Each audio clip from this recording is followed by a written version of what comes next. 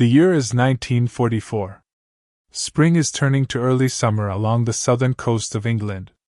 You are standing on the white cliffs, feeling the cool breeze coming off the channel. The air smells of salt and wet grass. Gulls call in the distance.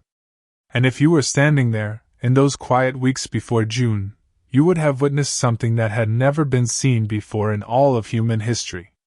Something so vast, so improbable, that even the most experienced British commanders, men who had fought through years of war, found themselves unable to speak.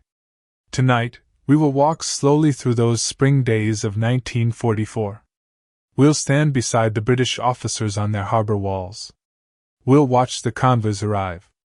We'll listen to the water lapping against 10,000 hulls. And we'll understand, together, why they were left speechless. Let the story begin, softly, like fog rolling in across the water. In the beginning, it arrived in pieces. A convoy here. A cluster of ships there. Through the fog and drizzle of an English spring, the vessels came slipping into harbors all along the southern coast. Portsmouth, Plymouth, Dartmouth, Weymouth. Small ports that had seen fishing boats and ferries now watched as something else entirely began to gather. The British officers stationed at these ports were veterans. Many had served since 1939. They had watched Dunkirk. They had survived the Blitz. They knew war. They knew ships. They thought they understood the scale of what was coming. But in those early weeks of April and May, they began to sense that their understanding was incomplete. The American ships were different. They came in formations that seemed endless. Liberty ships, those boxy, utilitarian cargo vessels, arriving in lines that stretched to the horizon. Each one low in the water, heavy with supplies. Tanks. Trucks. Ammunition. Rations. Fuel drums stacked like endless iron forests on their decks. And then the LSTs, landing ship tanks. Strange, flat-bottomed craft that looked like floating warehouses. The British had never seen so many. They kept coming. Day after day. Filling every available anchorage. Mooring in harbors. Anchoring in the estuaries. Clustering in the roadsteads like gray whales gathering before a migration. A British port officer in Southampton kept a diary. His entries from late April are calm at first. Professional. 12 LSTs arrived today. Moored alongside berth 7. But by mid-May, his tone shifts. Another 20 today. I have lost count. The harbor is full. They are anchoring in the Solent now. I cannot see the water anymore. Imagine standing on that harbor wall with him. The light is soft and gray. The water is hidden beneath a carpet of steel hulls. You hear the creaking of chains. The gentle bump of ships nudging each other in the tide. Somewhere, a voice calls orders in an American accent. The sound carries across the water, then fades into the mist. And still, they kept coming. The planners had names for the embarkation areas. Piccadilly Circus. Sausage. Omaha. Code names that concealed their true nature. But the men stationed there knew. These were not just harbors anymore. They were staging grounds for something unprecedented. In Plymouth, a Royal Navy captain named Hodges walked the waterfront each evening. He liked to count the ships. It was a habit from his early days at sea. But by the third week of May, he stopped counting. There is no point, he wrote to his wife. I cannot comprehend the number. It is like trying to count stars. The Americans worked with quiet efficiency. Loading. Checking. Reloading. Soldiers camped in the nearby fields waiting. At night, you could see their campfires dotting the hillsides. Small orange points of light, like fallen stars scattered across the dark English countryside. And in the harbors, the ships rocked gently. Waiting. Gathering. Growing in number with each tide. The British commanders watched. They made their reports. They coordinated berths and supplies and schedules. But something was beginning to dawn on them. something that statistics and manifests could not quite capture. This was not just an invasion force. This was industrial might made visible. Democracy's arsenal, turned toward liberation. And the quiet clicking of typewriters in headquarters could not contain the awe that was beginning to take root in their hearts. The fog rolled in across the water, and the ships disappeared into it, gray ghosts waiting for their moment, and in the distance, you could hear the tide turning, patient and inevitable. There came a day, or perhaps a series of days, bleeding together in memory, when the full scale became impossible to ignore. It was late May. The weather had cleared briefly. A rare moment of English sunshine breaking through the perpetual cloud cover. And in that sunlight certain British officers saw, for the first time, the complete assembly. Commander Kenneth Edwards of the Royal Navy was one of them. He had been assigned to coordinate with the American naval forces at Portland Harbor. His job was liaison work, ensuring smooth communication, solving logistical puzzles, managing the thousand small frictions that arise when two navies work together. He thought he was prepared. He had seen the manifests. He had studied the plans. On paper, he understood that Operation Neptune, the naval component of D-Day, would involve nearly 7,000 vessels. 7,000. But numbers on paper are abstract things. They sit quietly on the page. They do not move or breathe or fill your field of vision until the horizon disappears. On May 28th, Edwards climbed to a high point overlooking Weymouth Bay. The Americans had invited him. They wanted him to see the assembly from above. He made the climb expecting a briefing, another presentation with charts and timelines. What he saw instead stopped him mid-step. The bay was gone. In its place was a city of ships. Not scattered vessels, but a geometric pattern of steel that stretched in every direction. LSTs lined up in neat rows, like streets in a planned metropolis. Destroyers formed perimeters. Cruisers held positions like fortresses. And beyond them, in the deeper water, the transports and cargo ships formed a second layer, then a third, then a fourth. Edwards later wrote, "I had expected to see many ships. I was not prepared to see the ocean disappear." Beside him stood other British officers. A colonel from the army. 2 RAF wing commanders. A civilian harbor master who had worked these waters for 30 years. None of them spoke. They simply stood there, in the May sunshine, watching the light reflect off thousands of hulls. One of the RAF men finally broke the silence. "Good God," he said softly. "The whole bloody continent is going to feel this." But it was not just the number. It was the organization. The Americans had arranged everything with a precision that bordered on the geometric. Each vessel had its place. Each place had its purpose. Minesweepers in their designated zones. Fire support ships in theirs. The amphibious craft clustered by their target beaches, Utah, Omaha, Gold, Juneau, Sword. A British Army officer, Major Blackwood, had spent 2 years in North Africa. He had seen Montgomery's preparations for El Alamein. He had thought that was the pinnacle of military organization. But watching the American assembly in those final days of May, he felt a profound shift in his understanding. "This is not a military operation," he said to a colleague. "This is a national act.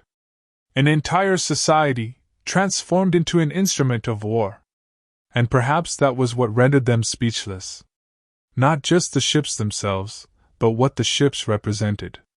Every hull had been built in an American shipyard, many of them constructed in the 24 months since Pearl Harbor. Every tank had rolled off an assembly line in Detroit or Pittsburgh.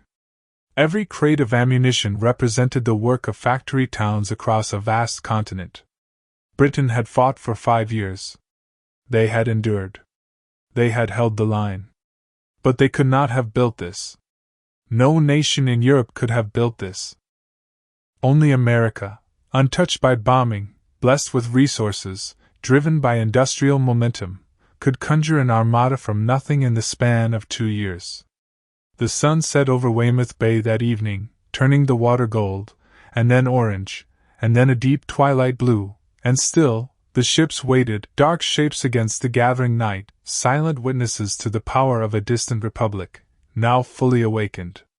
But ships, of course, are only steel and rivets without the men who sail them. And in those final days before the invasion, the British commanders began to meet the Americans themselves. Young sailors. Soldiers barely 20 years old. Farm boys from Iowa. Factory workers from New Jersey. College students who had left their studies to wear uniforms they never imagined wearing. There was a quality to these young men that the British found both familiar and strange. They were nervous, yes. You could see it in the way they checked their gear repeatedly. The way they wrote letters home in the quiet hours, hunched over paper in the dim light of transport holds. But they were also confident. Not brash. Not cocky. But possessed of a deep, almost unconscious certainty that they were part of something that would succeed. A British lieutenant named Morrison was assigned to liaise with an American infantry company boarding at Southampton. He spent 3 days with them, helping coordinate their embarkation. He listened to their conversations, their jokes, their quiet moments. They spoke of home constantly, he wrote. Not with longing, but with casual certainty. When I get back, they would say. Not if. When. As though their return was as inevitable as the sunrise.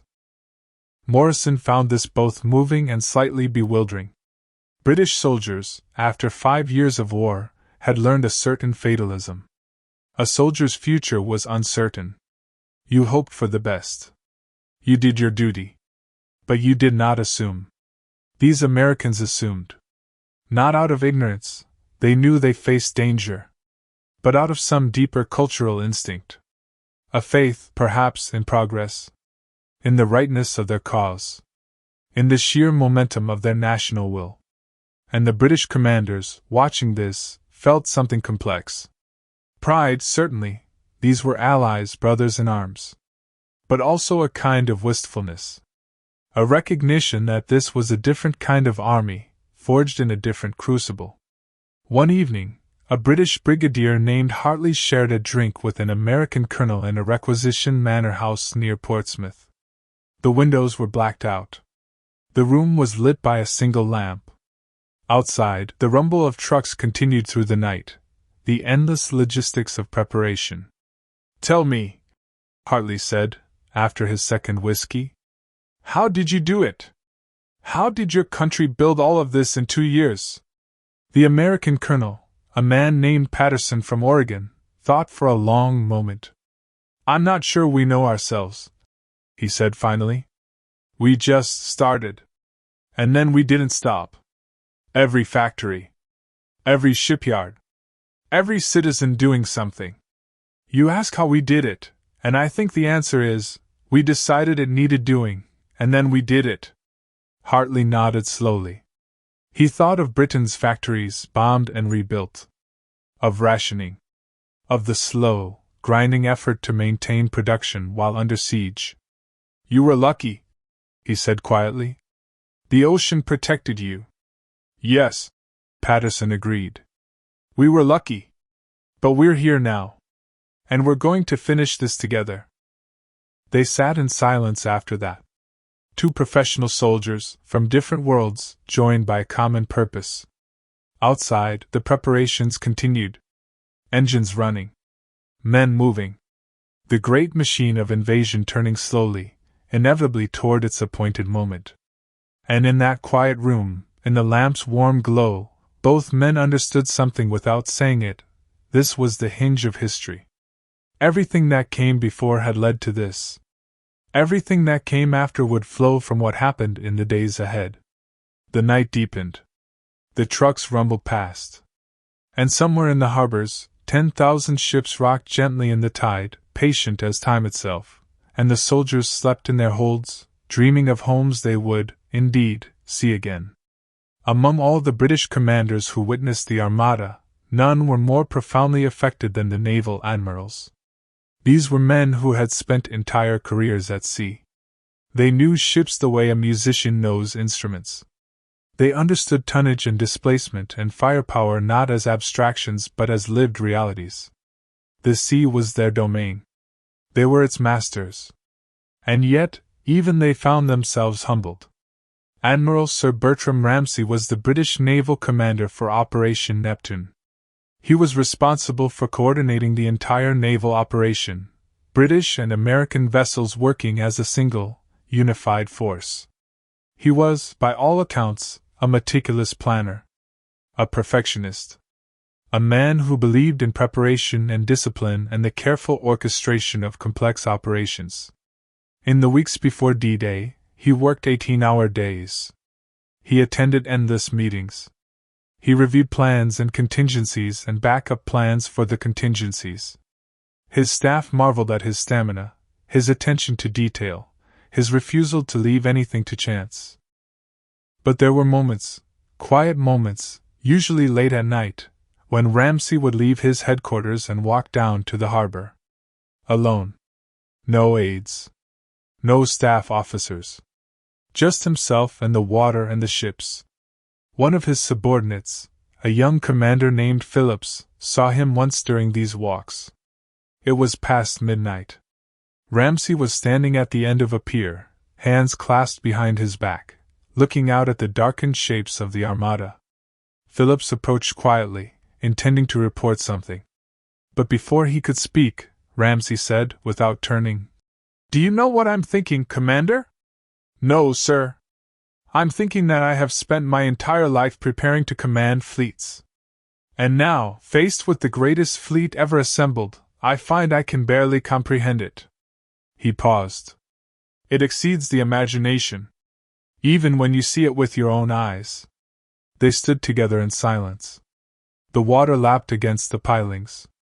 Somewhere in the darkness, a ship's bell rang softly, 2 bells of the middle watch. "We are witnessing something that will never be repeated," Ramsay continued. "The convergence of necessity and capacity, of will and means. Future generations will assemble fleets, certainly. But never like this. Never with this sense of totality." Phillips didn't know how to respond. He had never heard the Admiral speak this way. So he simply stood beside him, bearing witness to the same vast assembly. Other British naval officers had similar experiences. Captain Hallam, commanding a destroyer flotilla, wrote in his journal, "I used to think I understood the word fleet. I see now that I understood only its smallest shadow. This is a fleet. This is sea power made manifest. And most of it flies the stars and stripes." There was no resentment in his words. No jealousy. Just awe. And perhaps a touch of relief. Because these ships, this unprecedented gathering of steel and firepower, meant that the invasion could succeed. That the terrible gamble of D-Day had real, tangible force behind it. The Americans had brought not just ships, but certainty. Not just vessels, but victory's very possibility. A British naval chaplain, Father O'Connor, held a service on the eve of the invasion. Sailors from both nations attended, British and American, crowded together on the deck of a transport. He spoke of courage and duty and the righteousness of their cause. But afterward, standing alone at the rail, he found himself praying something different. Not for courage, but for gratitude. That in the darkest hour, allies had come across the sea. That Britain, standing alone for so long, stood alone no longer. The stars came out above the channel, cold and distant and unchanging, and below them, the Armada waited, patient as the tide, ready to write history in the language of courage and blood and terrible, necessary sacrifice. And then, at last, the moment came. June 5, 1944. The invasion had been scheduled for the day before, but weather had intervened. A storm had blown through the channel, making landing impossible. Eisenhower had made the agonizing decision to delay. And so, for 24 more hours, the Armada waited. But on the evening of June 5, the weather showed signs of breaking. A window, narrow, uncertain, but a window nonetheless. Eisenhower gave the order. They would go. And in the late afternoon and evening of that day, the ships began to move. It did not happen all at once. It could not. 7,000 vessels cannot leave port simultaneously. So it happened in waves, in sequences, each flotilla departing according to its schedule, its destination, its place in the vast choreography of invasion. The British commanders watched from their posts, from harbor walls and cliff tops, and the bridges of their own vessels. They watched the Americans weigh anchor and form up and begin the journey south. Commander Edwards, who had climbed that hill in May and seen the assembled fleet, was aboard a British destroyer on the evening of June 5th. His ship was part of the escort force, assigned to protect the vulnerable transports from submarine attack. As twilight descended, he stood on the bridge, binoculars in hand, and watched the Armada begin to move. Later, he would struggle to describe it. How does one convey the sight of thousands of ships in motion? How does one capture the sound, the deep, thrumming rumble of engines, multiplied by thousands, until it becomes a physical presence, something you feel in your chest rather than hear with your ears? It was like watching a continent drift, he wrote. Slow. Inexorable. Vast beyond comprehension. The ships formed columns. Line after line after line. The organization held, even in motion. American sailors and officers executing their orders with precision. The geometry of invasion, translated into movement.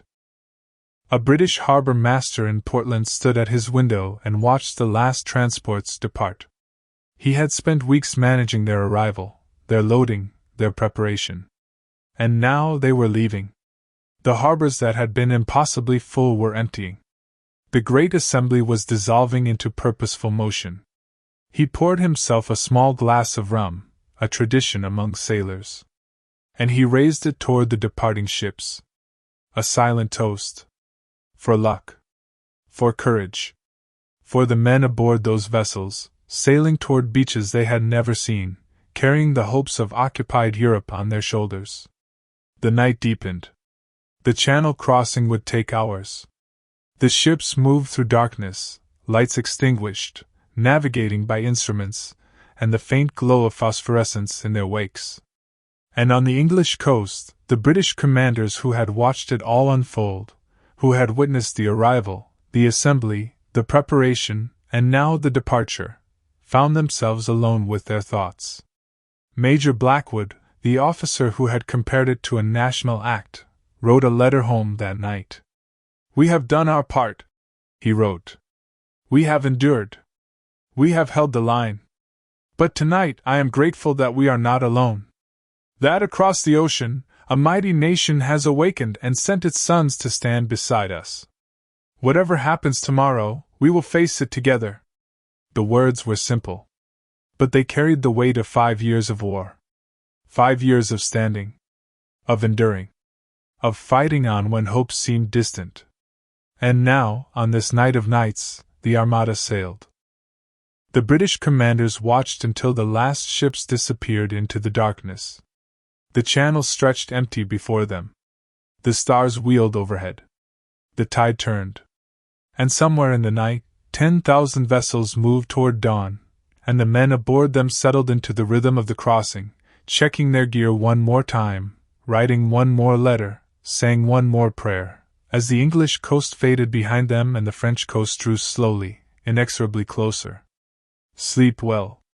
Rest now. The story is told. The ships have sailed. And history, patient and inevitable as the tide, has run its course toward morning. And so we reach the end of our story tonight. You have walked beside British commanders on harbor walls.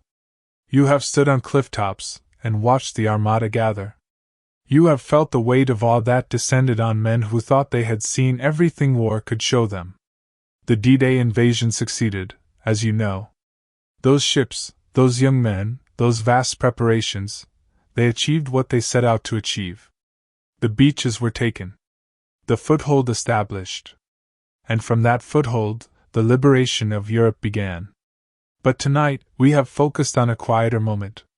The moment before. The gathering. The realization. The profound human response to witnessing something unprecedented. May you rest well. May your sleep be peaceful. And may you carry with you, as you drift off, the image of those British officers, standing in silence, watching the horizon fill with ships, speechless before the power of alliance and purpose and the terrible, beautiful machinery of liberation. Good night.